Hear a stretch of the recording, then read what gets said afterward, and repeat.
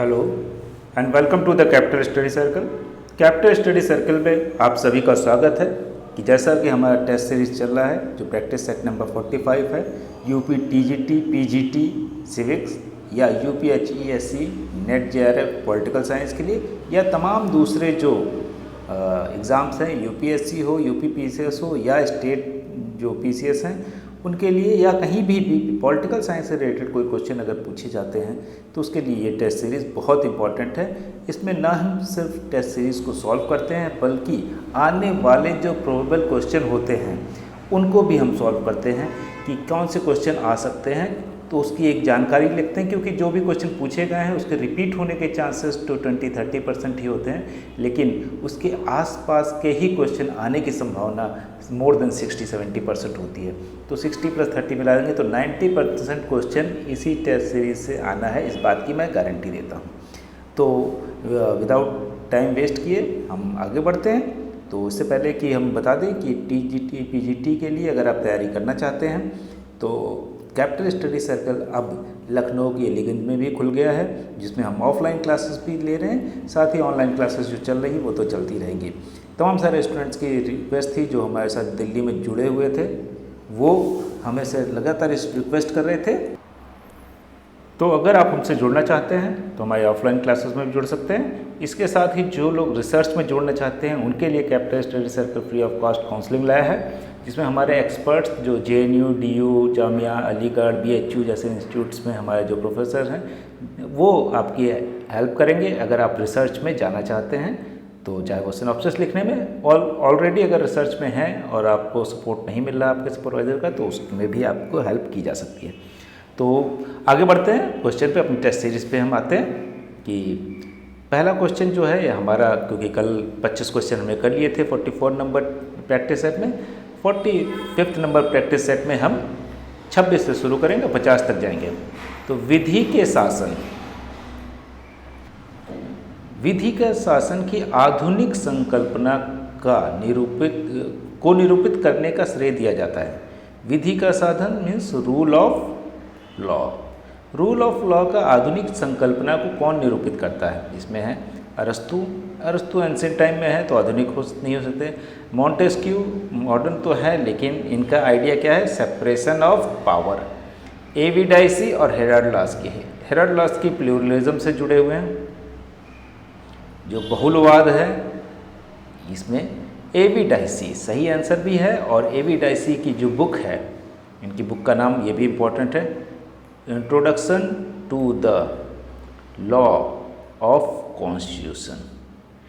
इसी में बात करते हैं कि रूल ऑफ लॉ कैसे होना चाहिए। 1885 में इन्होंने लिखी थी और ये बहुत इंपॉर्टेंट बुक भी है कि बोलते हैं कि कोई भी व्यक्ति जो है लॉ से ऊपर नहीं है और लॉ के अकॉर्डिंग जो है उसके अलावा कुछ किया गया है तो उसके लिए पनिश नहीं किया सकता। मान लीजिए किसी चीज़ के लिए लॉ अलाउ करता है आपको, तो अगर समाज उसको अलाउ नहीं भी कर रहा है तो भी आप उसको कर सकते हैं और उसके लिए आपको पनिश नहीं किया सकता। अगर भारत के कॉन्टेक्स्ट में देखें तो कई बार जो इंटर रिलीजियस या इंटर कास्ट मैरिज कोई कर लेता है तो उसके लिए उसको कोई पनिश नहीं कर सकता, कानून भी नहीं कर सकता, ना ही कोई इस व्यक्ति कर सकता। अगर कोई व्यक्ति करता है तो उसके लिए पनिशमेंट है कानून में।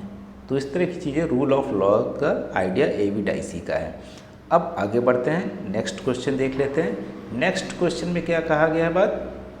निम्नलिखित में से किसको कानून के समादेश सिद्धांत कॉमन थ्योरी ऑफ लॉ जो है का उन्नायक कहा जाता है, जनक कहा जाता है, प्रोपाउंडर कहा जाता है? कौन है जो common theory of law propose करता है? जर्मी बेंथम, जॉन बॉदा, जॉन ऑस्टिन, एविडाइसी। तो अभी हमने बात की एविडाइसी को रूल ऑफ लॉ की।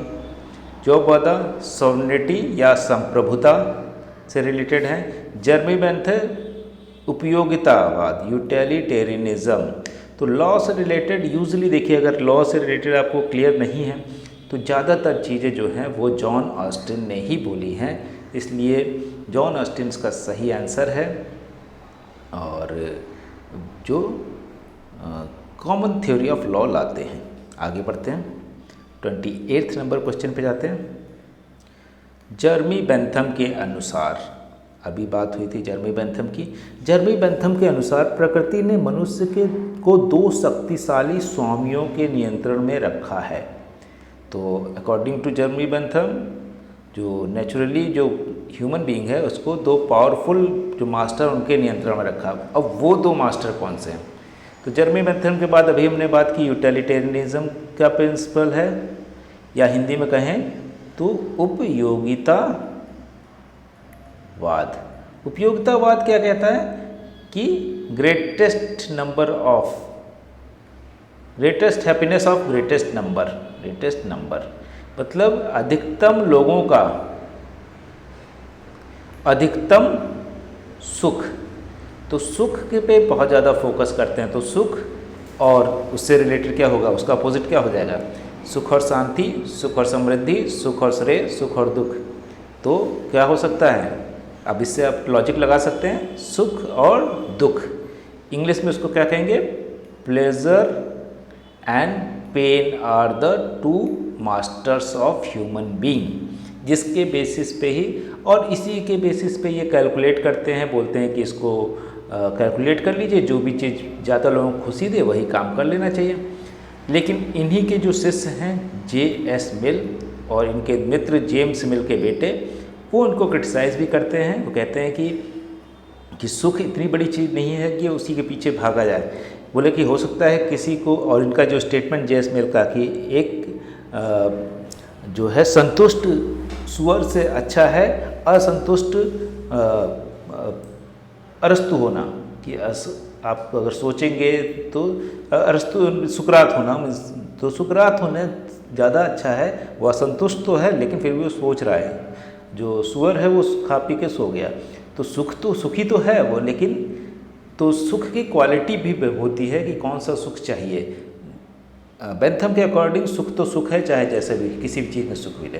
तो लेकिन इनका यहाँ पे आंसर जो है सुख और दुख, दो आइडिया हैं जो मनुष्य को गाइड करते हैं, उसी से कैलकुलेट करते हैं। ये आगे बढ़ते हैं 29 नंबर क्वेश्चन में।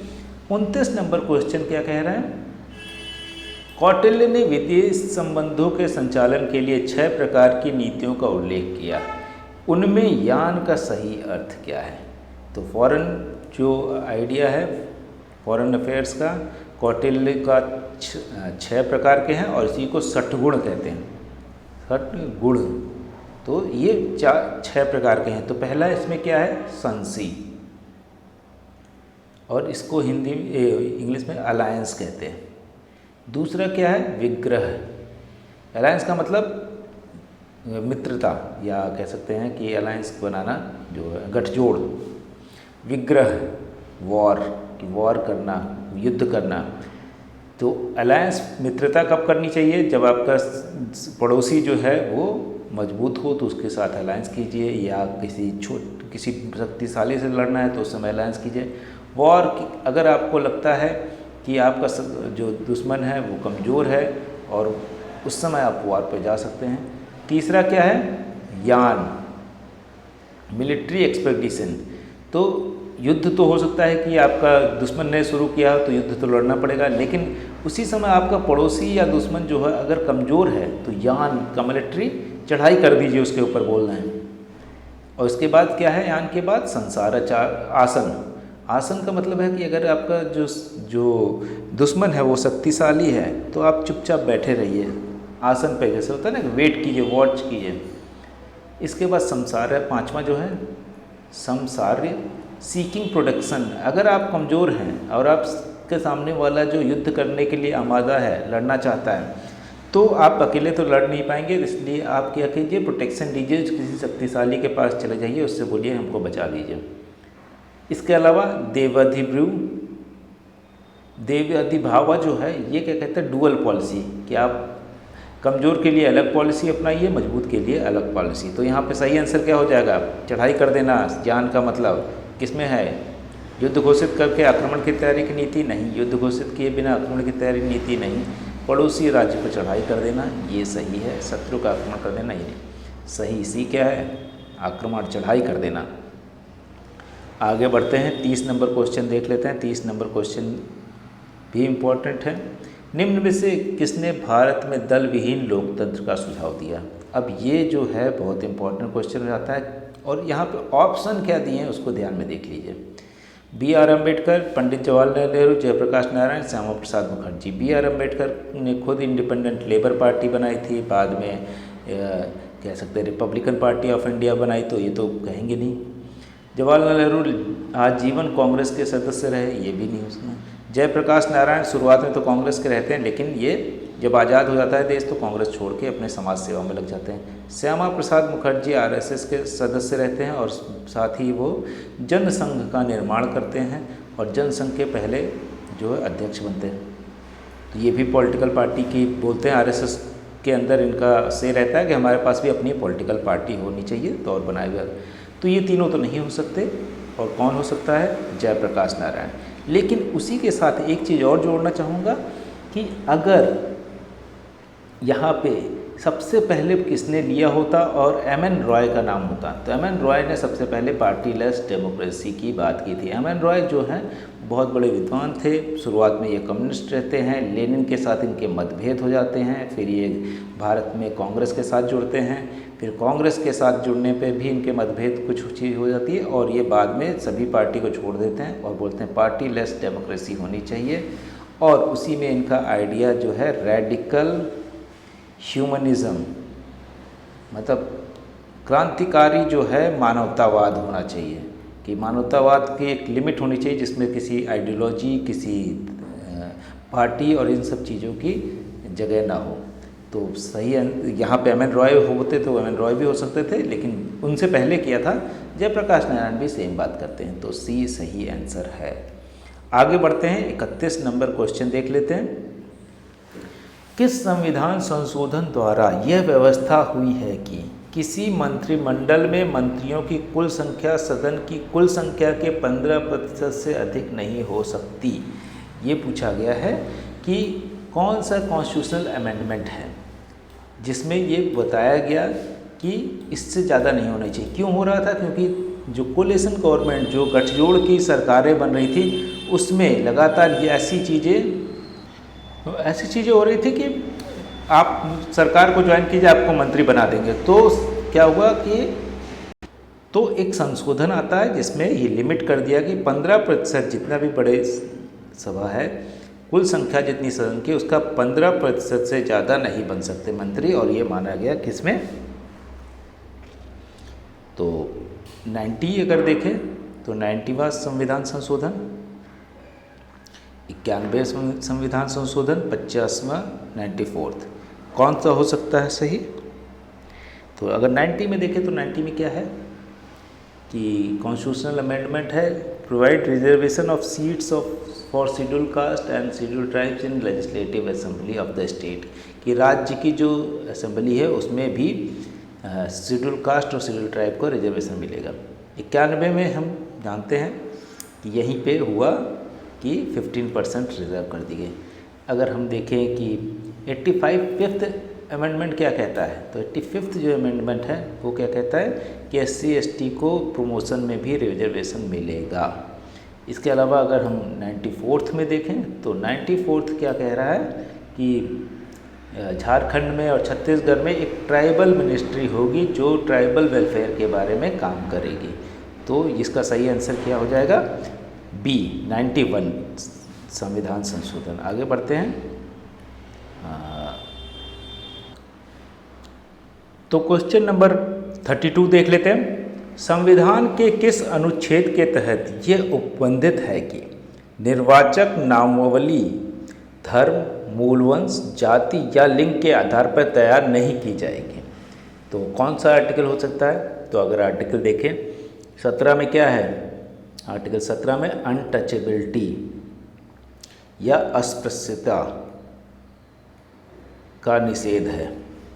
29 में क्या है कि protection of interest of minorities, जो अल्पसंख्यक हैं उनके जो हित हैं उनकी सुरक्षा की जाएगी, क्योंकि वो उनका रिप्रेजेंटेशन उतना नहीं होता जितना वो कि कोई लॉ बना सके या अपने प्रोटेक्शन की बात कर सके।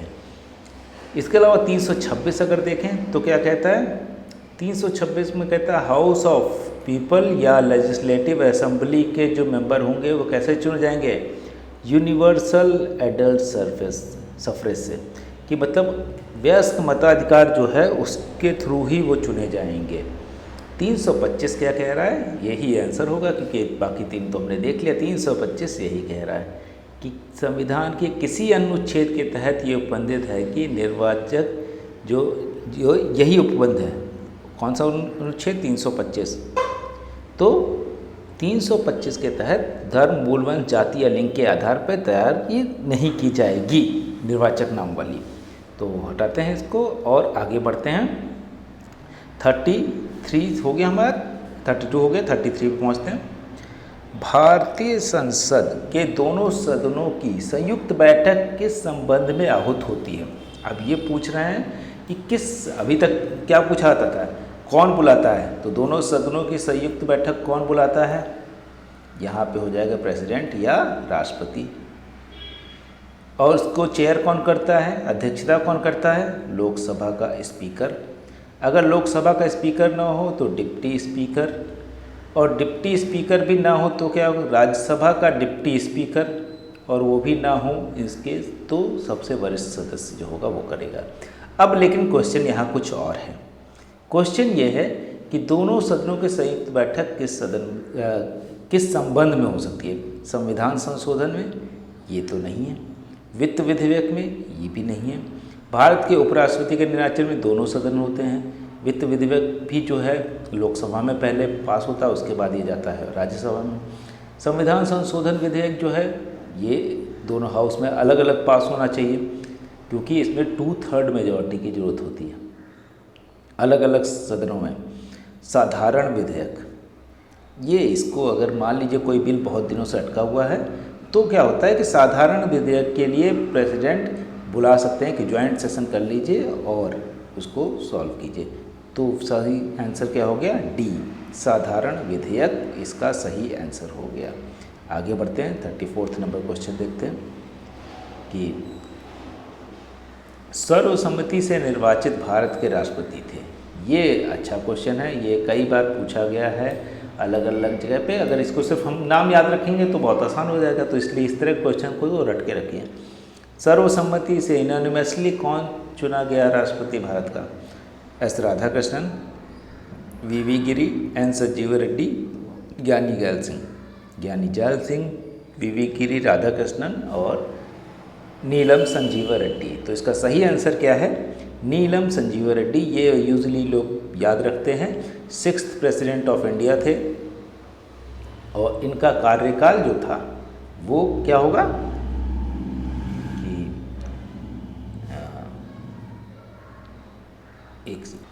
इनका कार्यकाल 1977 से 1982 तक था। तो 6th प्रेसिडेंट है यानी नीलम संजीव रेड्डी, इनका सही आंसर हो गया। आगे बढ़ते हैं, 34 हो गया, 35 पहुँचते हैं। 35 नंबर क्वेश्चन क्या कह रहा है? विधि के प्रश्न पर भारतीय सर्वोच्च न्यायालय से परामर्श लेने का अधिकार किसको है? विधि के प्रश्न पर भारतीय सर्वोच्च न्यायालय से परामर्श लेने का अधिकार किसको है? राष्ट्रपति को, प्रधानमंत्री को, किसी भी उच्च न्यायालय को, उपयुक्त सभी को। तो विधि के प्रश्न पे, अब प्रश्न तो है कि कहते विधि के प्रश्न पे परामर्श तो ले सकता है, लेकिन क्या कोई भी सभी लोग ले सकते हैं? ऐसा नहीं है, परामर्श राष्ट्रपति ले सकता है। अगर ऐसा कोई लीगल इशू आता है तो राष्ट्रपति के पास ये शक्ति होती है कि वो सर्वोच्च न्यायालय से परामर्श ले सके। आगे बढ़ते हैं, 36। किसने राज्य को एक संप्रभु भू क्षेत्रीय समूह कहा है? तो कौन है? किसने राज्य को एक संप्रभु भू क्षेत्रीय जो है वो कहता है कि एक समूह है जो भू क्षेत्रीय लोगों का ग्रुप है और उसको संप्रभु मान लिया गया है। तो max weber, Laski, David held और लासवेल। कौन होगा इसका सही आंसर? कि इसका सही आंसर क्या है? लास्की। इसका सही आंसर है लास्की। हेरल्ड लास्की जो है ये कहते हैं कि एक संप्रभु भू क्षेत्रीय। तो आगे बढ़ते हैं, 36 के बाद 37 नंबर क्वेश्चन देख लेते हैं, इसको हटाते हैं। संविधान में राष्ट्रपति को राजभाषा से संबंधित सलाह देने के लिए एक आयोग की नियुक्ति का उपबंध यह किस अनुच्छेद में निहित है? तो कौन सा आर्टिकल होगा? अनुच्छेद 343, 344, 345 और 346। तो सही आंसर क्या है इसका? अनुच्छेद 344। इसमें ही बोला है कि commission committee of parliament on official language में, तो राजभाषा जो है क्या होगी? ऑफिशियल लैंग्वेज जो है हमारी हिंदी और इंग्लिश है इस तरह से। तो उसके ऊपर अगर कभी होता है कि राजभाषा डिक्लेयर करना है या ऐसा कुछ होता है, तो उस सारी चीज़ों की एक कमेटी है, उसका जिक्र किया गया है 344 में। आगे बढ़ते हैं, 37 के बाद 38 देख लेते हैं। ये अच्छा क्वेश्चन है। सार्क संगठन का 15वां शिखर सम्मेलन कहाँ हुआ था? तो सार्क का 15वां शिखर सम्मेलन हुआ था 2008 की बात पूछी है, उससे हमको ये हुआ था ये श्रीलंका में, कोलंबो में, ये तो ठीक है। इसके अलावा पूछा था इसका नारा क्या था, इससे विषय वस्तु क्या था? समावेशी विकास, भागीदारी के माध्यम से विकास, पर्यावरणीय विकास, स्वदेशी तकनीक से विकास। तो इसका सही आंसर जो है वो है भागीदारी के माध्यम से विकास। 38 हो गया। आगे बढ़ते हैं 39। अब सर्वप्रथम किस मार्क्सवादी ने राष्ट्रवाद की अभिमत को स्वीकार किया? अब ये आइडिया जो है थोड़ा सा ट्रिकी क्वेश्चन है कि अगर आप देखेंगे कि इसमें फिदेल कैस्ट्रो हैं जो कि क्यूबा के प्रेसिडेंट रहते हैं, स्टालिन है जो सोवियत यूनियन के रहते हैं, ग्राम्सी इटली के प्रेसिडेंट तो नहीं, नेता रहते हैं, कॉट्स्की भी रशिया के। तो ये जो लोग हैं, ये इनमें से कौन है जो राष्ट्रवाद को या नेशनलिज्म जिसको हम इंग्लिश में कहते हैं उसको एड्रेस करता है, नेशनल क्वेश्चन को एड्रेस करता है? क्योंकि अगर मार्क्स को देखें तो मार्क्स जो है स्टेट को और नेशन को एक फॉल्स कॉन्शियसनेस बोल रहे हैं, लेकिन यहाँ पे जो है वो कह रहा है कि कौन एड्रेस करता है पहली बार। तो कौन हो सकता है? Fidel Castro, Stalin, Gramsci, Kautsky. इसका सही आंसर है स्टालिन, क्योंकि जब स्टालिन आते हैं उसी समय तमाम सारे दूसरे जो राष्ट्र हैं वो सोवियत यूनियन का पार्ट बनते हैं, क्योंकि लेनिन ने तो क्रांति करके रूस के अंदर लाई थी, लेकिन उसी समय में अगर हम देखें पूरा सेंट्रल एशिया, अगर आप देखेंगे तो कजाकिस्तान, किर्गिस्तान, उज्बेकिस्तान, तुर्कमेनिस्तान, ये सब लोग जुड़ जाते हैं, और इसके साथ ईस्ट यूरोप के सारे कंट्री सोवियत यूनियन में जुड़ते हैं। अब क्योंकि अलग अलग कल्चर, अलग अलग चीज़ें होती हैं, तो उसके वजह से अलग अलग हिस्ट्री है, अलग अलग रिलीजन है, तो उसकी वजह से वहाँ पे नेशनल क्वेश्चन को एड्रेस करते हैं जो स्टालिन है। और स्टालिन जो है अपनी एक आइडिया भी जो कहते हैं बुक भी फॉर्म में, जो पम्पलेट होता है बाद में उसको बुक फॉर्म में भी आता है कि नेशनल क्वेश्चन जो है उसको वो बोलते हैं कि मार्क्सिज्म एंड नेशनल क्वेश्चन, उसकी पम्पलेट के नाम पे लाते हैं, बाद में उसको बुक फॉर्म में भी होता है। तो और उसी समय सोवियत यूनियन को जो है उसको एक कॉन्फेडरेशन बनाते हैं। कॉन्फेडरेशन का मतलब जो भी उसमें जुड़ रहा है उसके पास स्वतंत्रता है, जब चाहे वो अलग हो सकता है। इसके साथ ही बहुत से ऐसी जगह पे ऑटोनोमस ओब्लास्ट कहते हैं, वहाँ पे ओब्लास्ट बनाते हैं जहाँ पे उनका, मान लीजिए किसी राज्य का अपना कानून है, लेकिन उसके अंदर कोई ऐसा क्षेत्र है जहाँ के लोग का कल्चर और संस्कृति या कुछ अलग है, उसमें भी अलग संविधान हो सकता है, अलग झंडा हो सकता है। ये सारी चीज़ें उन्होंने की। तो नेशन के क्वेश्चन को, आइडेंटिटी के क्वेश्चन को एड्रेस करते हुए बहुत अलग अलग तरीके के जो सिस्टम बनाए कि मान लीजिए राज्य के अंदर भी एक राज्य बना दिया कि अगर उनकी आपस में नहीं समझदारी बैठ रही है, तो इस तरह की चीज़ें सोवियत यूनियन में थी और रसिया के अंदर अभी भी हैं। आगे बढ़ते हैं, 40 नंबर क्वेश्चन पे पहुंच जाते हैं। 40 नंबर क्वेश्चन जो है हमारा वो क्या कह रहा है? भारतीय संविधान के अनुच्छेद 28 का संबंध है। तो फिर से अनुच्छेद वाले क्वेश्चन आपको ध्यान में रखने पड़ेंगे। ये क्वेश्चन 1 मिनट के अंदर सही हो जाते हैं, लेकिन याद ना होने पे गलत भी हो जाते हैं। तो कॉन्स्टिट्यूशन ऑफ इंडिया जो है उसमें भारतीय संविधान के अनुच्छेद 28 का संबंध किससे है? सरकारी शिक्षण संस्थाओं में धार्मिक शिक्षा का निषेध, धार्मिक आधार पर किसी व्यक्ति को कर देने पर निषेध, धार्मिक मामलों का प्रबंधन करने की स्वतंत्रता, अल्पसंख्यकों की समानता का निषेध। तो समानता का निषेध तो हमारे यहाँ नहीं किया गया कि किसी भी सरकारी शिक्षण संस्थाओं में धार्मिक शिक्षा देने का निषेध, तो ये है तो, लेकिन यहाँ पे नहीं कहा गया। तो 28 में क्या कहा गया है, freedom as to attendance at religious instruction और religious worship in certain educational institute. पास जो है वो है धार्मिक मामलों का, अगर कोई माइनॉरिटी है तो वो अपने जो शिक्षण संस्था वो खोल सकते हैं, उनका प्रबंधन कर सकते हैं। तो इसका सही आंसर क्या हो जाएगा, सी, 40 का सी। आगे बढ़ते हैं, 41 नंबर क्वेश्चन देख लेते हैं। 41 नंबर क्वेश्चन में क्या हो रहा है, अर्थशास्त्र नामक कौटिल्य की रचना किस विषय से संबंधित है। अर्थशास्त्र हम सभी जानते हैं कौटिल्य की सबसे, जिसको मैग्नम ओपस कहते हैं, या सबसे प्रमुख पुस्तक है अर्थशास्त्र। अभी किस चीज़ से रिलेटेड, अर्थशास्त्र को अगर इंग्लिश में ट्रांसलेट करेंगे तो इकोनॉमिक्स हो जाएगा। तो इकोनॉमिक्स का मतलब अर्थशास्त्र से रिलेटेड है, नहीं। समाजशास्त्र से, जिसको सोशियोलॉजी कहेंगे, उससे भी रिलेटेड नहीं है। नैतिक शास्त्र, जिसको कहेंगे मोरल साइंस, ये भी नहीं है।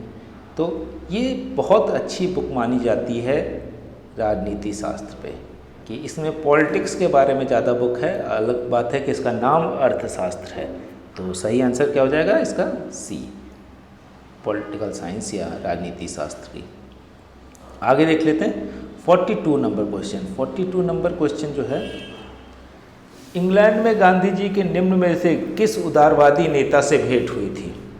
तो इंग्लैंड में हम जानते हैं जब गांधी जी जाते हैं तो फिरोजशाह मेहता, दादा भाई नौरोजी, गोपाल कृष्ण गोखले, रास बिहारी बोस। तो सही आंसर क्या होगा, दादा भाई नौरोजी से मिलते हैं, जिनको grand old man of India कहा जाता है। और इन्होंने जो ड्रेन थ्योरी दी थी कि किस तरह से भारत की पूंजी जो है, जो भारत का रिसोर्सेज है, उसको ड्रेन कर रहा है ब्रिटेन, और अपने यहाँ जो तरक्की कर रहा है। तो ये सही आंसर बी हो जाएगा। आगे बढ़ते हैं, 42 के बाद 43 पे पहुँचते हैं। 43 का क्वेश्चन का जो आंसर होगा, पूर्ण स्वराज की मांग भारतीय राष्ट्रीय कांग्रेस के किस अधिवेशन में की गई थी। ये भी एक ऐसा क्वेश्चन है जो पुराने समय से पूछा जा रहा है। और कराची अधिवेशन, कलकत्ता अधिवेशन, बनारस, लाहौर, क्या होगा सही, लाहौर, बनारस, कलकत्ता, कराची। तो लाहौर अधिवेशन जो है इसका सही आंसर होगा। 1929 में पूर्ण स्वराज की डिमांड रखी गई।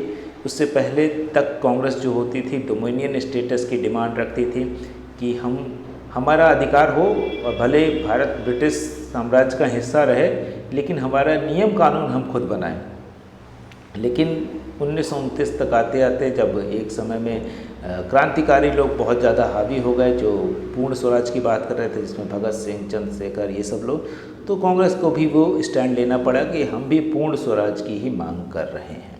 तो सही आंसर डी, पूर्ण लाहौर अधिवेशन 1929। आगे बढ़ते हैं, 44 नंबर देख लेते हैं।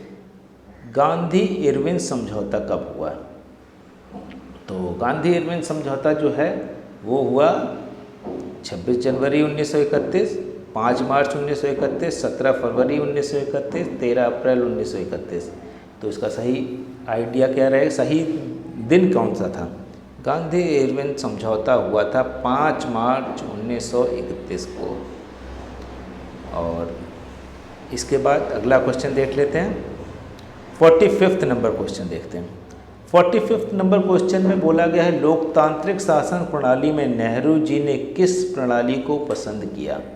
कि एक तो लोकतांत्रिक का मतलब डेमोक्रेटिक सिस्टम, तो डेमोक्रेटिक सिस्टम तो है, लेकिन डेमोक्रेटिक सिस्टम भी कई प्रकार के हो सकते हैं। जैसे संसदीय प्रणाली हो सकती है, अध्यात्मक प्रणाली होती है, सीमित राजतंत्र होता है, गणतंत्रीय प्रणाली। संसदीय प्रणाली जैसे कि जहाँ पे सब कुछ पार्लियामेंट ही हो, अगर हम देखें तो, या अध्यात्मक जो है, जैसे कि अगर हम ब्रिटेन को भी देखें, लेकिन उसी समय क्या है, वो सीमित राजतंत्र भी है। अध्यात्मक जैसे यूएसए हो गया, जहाँ प्रेसिडेंट सब कुछ करता है। सीमित राजतंत्र जैसे ब्रिटेन हो गया। तो संसदीय प्रणाली हो सकती है, जैसे अगर आप देखेंगे तो तमाम सारे जगह पे मोनार्की भी है, लेकिन संसद सर्वश्रेष्ठ है। अब जो भारत में है वो जो सिस्टम है, और नेहरू जी की जो इच्छा थी, पसंद जो थी, वो दोनों एक ही हैं। अगर हम देखें तो क्या है, गणतंत्रीय प्रणाली, जिसको हम रिपब्लिकन टाइप कहते हैं, इसका जो राष्ट्राध्यक्ष हो जाएगा वो भी चुना जाएगा, उसका चुनाव होगा, ना कि पहले से डिक्लेयर होगा। तो गणतंत्र रिपब्लिक ऑफ इंडिया इसीलिए कहते हैं। रिपब्लिक ऑफ ब्रिटेन नहीं होता क्योंकि वहाँ का राष्ट्राध्यक्ष नहीं चुना था। रिपब्लिक ऑफ ऑस्ट्रेलिया नहीं होता, रिपब्लिक ऑफ कनाडा नहीं होता। क्यों? क्योंकि इनके राष्ट्राध्यक्ष कौन है? ब्रिटेन की महारानी थी, अभी किंग चार्ल्स हो जाएंगे वहाँ के जो राष्ट्राध्यक्ष हैं। तो उनके बारे में भी आप जानेंगे, आजकल न्यूज़पेपर में बहुत आ रहा है कि किस तरह से उनको, जो किंग होता है, क्वीन होते हैं, उनके पास पासपोर्ट या ड्राइविंग लाइसेंस की ज़रूरत नहीं होती, क्योंकि वो मानते हैं कि उनके पास सारे दुनिया में कहीं भी वो जाएंगे तो उसकी ज़रूरत नहीं है। तो 45 के बाद 46 को देख लेते हैं। 46 जो है हमारा, रूसो द्वारा प्रतिपादित सामान्य इच्छा के सिद्धांत में संप्रभुता का कौन सा स्वरूप प्रकट होता है? तो सामान्य इच्छा, जिसको इंग्लिश में क्या कहते हैं? जनरल विल, जो कि आइडिया किसका है? रूसो का इटसेल्फ। ये कहते हैं कि अपने सभी इच्छाओं का मिला लीजिए और जिसमें टकराव हो रहा है उसको अलग कर लीजिए, तो कुछ इच्छाएं बचेंगी जो सबकी सामान्य हैं। तो सामान्य इच्छा के थ्रू हम काम कर सकते हैं, और वो मतलब किसी रिप्रेजेंटेटिव गवर्नमेंट की बात नहीं कर रहे हैं, पूरी जनता की बात कर रहे हैं। तो क्या हो सकता है? वैधानिक संप्रभुता, ये कह सकते हैं कि ऑस्टिन का आइडिया था। दूसरा राजनीतिक संप्रभुता, जो कि आप देखेंगे हॉब्स, लॉक, रूसो सभी कहते हैं, हॉब्स लॉक ज़्यादा कहते हैं, रूसो। नाम मात्र की संप्रभुता, ऐसा भी नहीं था। जन संप्रभुता, हमने अभी बात की कि जनता डिसाइड करेगी कि क्या होगा, ना कि उनके रिप्रेजेंटेटिव। तो सही आंसर क्या हो जाएगा? बी, जन संप्रभुता जो है वो इसका सही आंसर है सामान्य इच्छा के लिए। आगे बढ़ते हैं, 47 नंबर क्वेश्चन देख लेते हैं, बस खत्म करते हैं इसको। निम्न में से किस लेखन के अनुसार शक्ति बंदूक की नली से निकलती है? तो शक्ति बंदूक की नली से निकलती 4 नाम दिए हुए, लेनिन, ओपेनहाइमर, स्टालिन, माओ सेतुंग। तो सही आंसर क्या हो गया? इसका सही आंसर है माओ सेतुंग। माओ कहाँ पे थे? चीन की क्रांति जो होती है उसके अगुआ थे माओ, और इनकी जो आइडिया है वो है कि इन्होंने मार्क्स का जो आइडिया है उसको थोड़ा सा बदल दिया। मार्क्स क्या बोलते थे कि लेबर जो है, मजदूर, वो क्रांति लाएगा, इन्होंने बोला किसान क्रांति लाएगा। तो इसीलिए इनके रेवोल्यूशन को क्या कहते हैं? पीजेंट रेवोल्यूशन भी कहते हैं इनका क्रांति। दूसरा मार्क्स बोलते हैं कि केंद्र से क्रांति होगी, ये पेरीफेरी से, परिधि से क्रांति करना शुरू करते हैं और केंद्र पे कब्जा कर लेते हैं। तो माओ का जो आइडिया था वो कहते हैं शक्ति बंदूक की नली से निकलती है, इसलिए पावर जिसके पास होगी वो सत्ता में रहेगा। इसके बाद आगे देखते हैं, ये हटा देते हैं, 48 नंबर देख लेते हैं। लेसस फेयर का अभिप्राय क्या है? तो लेसस फेयर का अभिप्राय जो है वो, अगर आप इसको जानते हैं कौन देता है ये आइडिया, तो ये है एडम स्मिथ का आइडिया। एडम स्मिथ क्या बोलते हैं कि राज्य का काम सिर्फ सुरक्षा प्रदान करना है या लॉ एंड ऑर्डर मेंटेन करना है, ना कि उसको व्यापार करना। तो व्यक्ति अपने आप में स्वयं स्वतंत्र है, कुछ भी करे, और उसमें हस्तक्षेप नहीं होना चाहिए कि अगर कोई पैसा ज़्यादा कमा रहा है, कोई कम कमा रहा है, कोई नहीं कमाना चाहता, इन सब चीज़ों में कोई हस्तक्षेप नहीं होता।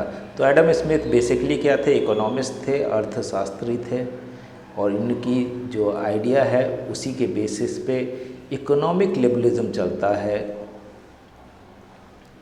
या आर्थिक उदारवाद जो है, राजनीतिक उदारवाद तो लॉक के आइडिया पे, आर्थिक उदारवाद जो है वो किस पे चलता है? एडम स्मिथ के आइडिया पे ही चलता है। तमाम सारे उसमें संशोधन हुए, लेकिन फिर भी तो इसमें देख सकते हैं कि अब चारों ऑप्शन में से देख लेते हैं। धर्मनिरपेक्ष राज्य, समाजवादी, व्यक्ति को अकेला छोड़ दो, उपयुक्त में सभी, कौन सा सही होगा? अभी बात जो कर रहे थे, व्यक्ति को अकेला छोड़ दो, लेसस फेयर, उसमें इंटरफेयर मत करो, इंटरफेयर लेसस फेयर, इससे जोड़ सकते हैं आप। तो लेसस फेयर मत करो, इंटरफेयर, व्यक्ति को अकेला छोड़ दो, ये सही आंसर हो गया 48 में। 49 देख लेते हैं। बहुलवाद का समर्थन निम्न में से किस विचारक ने किया है? बहुलवाद का मतलब हिंदी में क्या है, इंग्लिश में? प्लूरलिज्म।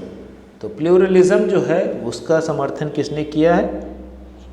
प्लेटो ने, प्लेटो नहीं कहते, मार्क्स ने, गार्नर ने नहीं, लास्की, हेरोल्ड लास्की, जो जिनकी जिनकी पुस्तक है लास्की की ग्रामर ऑफ पॉलिटिक्स। ये क्या कहते हैं, प्लूरलिज्म, बहुलवाद पे कहते हैं कि संप्रभुता जो है एक जगह एकत्रित नहीं है, सिर्फ राज्य में संप्रभुता होगी ये नहीं है। राज्य के अलावा दबाव समूह, उनमें भी संप्रभुता है। रिलीजन है, उसके अंदर संप्रभुता है। बड़े कॉरपोरेट सेक्टर हैं, उनके अंदर भी संप्रभुता है। यह जनता अपने आप में भी संप्रभु है कि राज्य अगर कुछ और चाहता है, जनता का मत कुछ और है, तो जनता का मत कई बार मानना पड़ जाता है, तो राज्य से ऊपर जनता आ जाती है। तो लास्ट की इसका सही आंसर है। आगे बढ़ते, लास्ट क्वेश्चन है और उसके बाद हम एक क्विक रिवीजन करेंगे बहुत तेज़ी से 2 मिनट के अंदर, ताकि जो पिछली चीज़ें हमने पढ़ी हैं वो याद रहें। तो 50वां क्वेश्चन है, संपत्ति के अधिकार की मांग किसने की? संपत्ति का अधिकार मार्क्सवाद ने, उदारवाद ने, समाजवाद ने, गांधीवाद ने। मार्क्सवाद तो संपत्ति, प्राइवेट प्रॉपर्टी के अगेंस्ट में है, तो ये तो साम्यवाद की बात करते हैं, कम्युनिज्म की बात करते हैं, तो ये संपत्ति के अधिकार की बात ही नहीं कर सकते।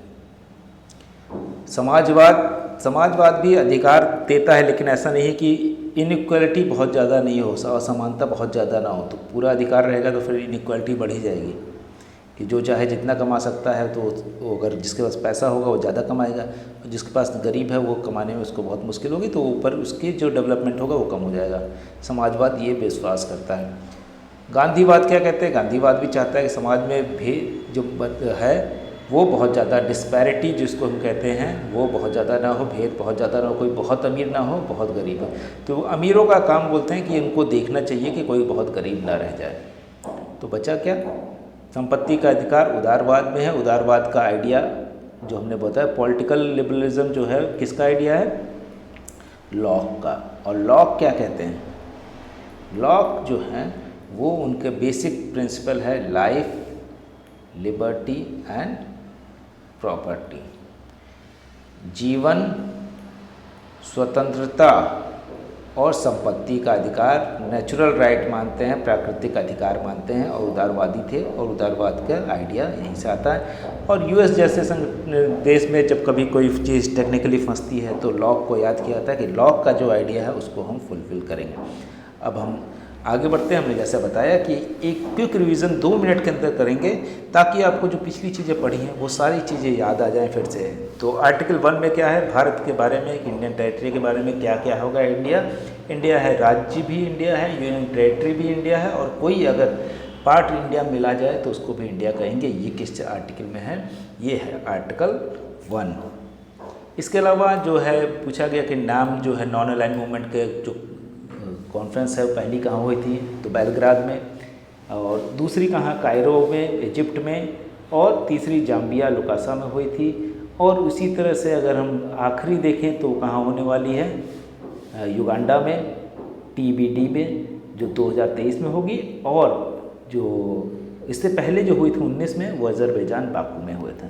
तो नाम से पूछे जाते हैं क्वेश्चन, नाम को भी एक बार पढ़ के जाइए। यूनाइटेड स्टेट की स्थापना के बारे, यूनाइटेड नेशन की स्थापना के बारे में पूछा गया, कब हुई थी? 24 अक्टूबर 1945, ये याद रहना चाहिए। सैन फ्रांसिस्को में, जो कि कैलिफोर्निया स्टेट के अंदर यूनाइटेड स्टेट में है, और उसका हेडक्वार्टर जो है न्यूयॉर्क में है।